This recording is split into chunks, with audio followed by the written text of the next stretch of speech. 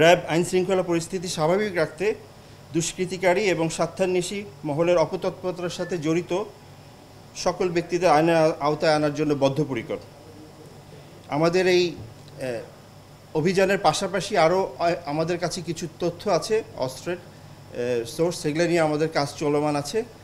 আমরা আশা করি যে আমাদের সামনে আইনশৃঙ্খলা পরিস্থিতি নিয়ন্ত্রণে রাখার জন্য এবং আসন্ন যে নির্বাচন আছে সেই সময় পরিস্থিতিকে স্বাভাবিক রাখার জন্য যে অবৈধ অস্ত্র বাজারে আছে বা এখনও উদ্ধার করা সম্ভব হয়নি, অস্ত্র উদ্ধারের ব্যাপারে আমাদের প্রচেষ্টা চলমান আছে।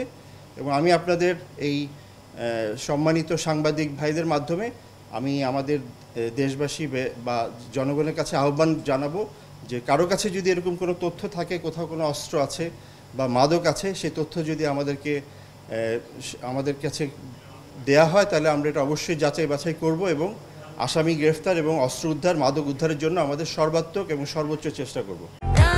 প্রাণ UHT মিল্ক, শুদ্ধতায় ও মমতায় সব সময় সেরা স্বাদে।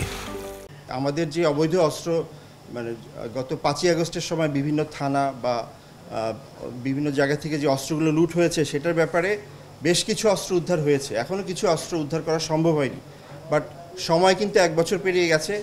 আমরা এই ঘটনা থেকেই বুঝতে পারছি যেখানে 5 জন ব্যক্তি 5টা হাত বদল হয়ে এই অস্ত্রটা তাদের কাছে গেছে। এরকম বিভিন্ন অস্ত্র বিভিন্নভাবে হাত বদল হচ্ছে। যেসব লুণ্ঠিত অস্ত্র এখন উদ্ধার করা সম্ভব হয়নি, এই অস্ত্রগুলো উদ্ধারের ব্যাপারে আমাদের বিভিন্ন টিম কাজ করে যাচ্ছে।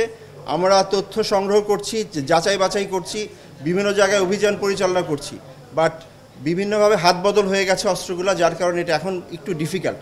আমরা আশা করব যে সামনে আমাদের সকল আইনশৃঙ্খলা বাহিনী এই বিষয়ে যে তৎপরতা রাখছেন তাতে অস্ত্রগুলো অনেকাংশে উদ্ধার করা সম্ভব হবে। আর মোহাম্মদপুরের বিষয়ে আমরা খুবই কনসার্ন। আমরা আমাদের এলাকায় টহল সংখ্যা অনেক বাড়িয়ে দিয়েছি। আমাদের যেই ফোর্স আছে তারা নিয়মিতভাবে টহল দিচ্ছে। আমরা যেসব জায়গায় বেশি অপরাধপ্রবণ এলাকা সেসব জায়গায় আমাদের টহল সারা রাত সারা দিন আমরা স্ট্যাটিকভাবে রাখছি এবং আশেপাশের এলাকাগুলোতে আমাদের টহল ঘোরাফেরা করছে, যার ফলে গত কয়েক মাসে 2-1টা ঘটনা ছাড়া বাকি ওভারঅল পরিস্থিতি বলা যায় যে নিয়ন্ত্রণের মধ্যে আছে।